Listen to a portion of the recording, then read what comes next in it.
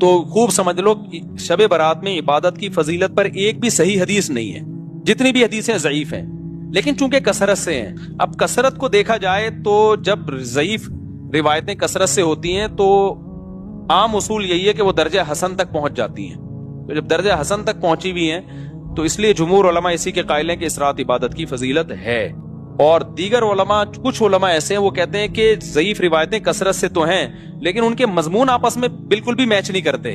یعنی ہوتا نا 4 روایتیں ہوتی، چاروں ضعیف ہوتی، فضیلت ایک جیسی بیان ہو رہی ہوتی، تو ہم کہتے ہیں چلو ضعیف ہیں لیکن 4 ضعیف راوی جب بیان کر رہے ہیں تو اس میں جان پیدا ہو جاتی ہے، فضیلت ایک جیسی ہے، تو وہ تو واقعی پھر حسن ہوتی.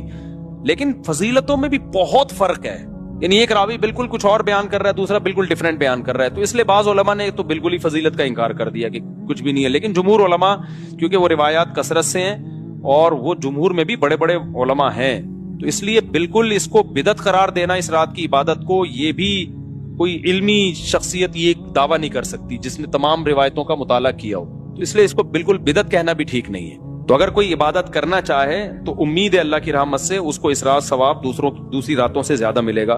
لیکن اگر کوئی عالم اس کی فضیلت کا بالکل انکار کرنا چاہے تو اس کو بھی برا بلا کہنا ٹھیک نہیں ہے. انکار کی بھی ایک ریزن ہے اور فضیلت کی بھی ایک ریزن ہے. تو اب جب علماء میں اختلاف ہوتا ہے تو عوام کا کام یہی ہوتا ہے کہ جمہور کی رائے کو فالو کرے، وہ 1.5 اینٹ کی الگ سے مسجد بنانے کی کوشش نہ کرے. عوام کا یہی کام ہے.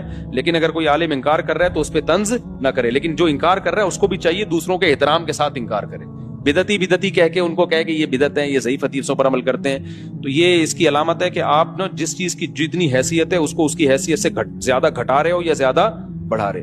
تو میرا اسٹائل یہی ہے، میں ہمیشہ سے یہ کہتا ہوں بھائی شب برات میں کوئی بھی چیز ثابت نہیں ہے سوائے فضیلت کے، یعنی عبادت کی فضیلت. تو اگر کوئی عبادت کرنا چاہے تو اللہ کی رحمت سے امید ہے اس کو دوسری راتوں کی نسبت ثواب زیادہ ملے گا. تو جمہور ہی کا قول میں پبلک کو بتاتا ہوں، لیکن جو علماء اس کی فضیلت کے بالکل منکر ہیں تو ان پہ بھی طنز کرنے کی اجازت نہیں ہے.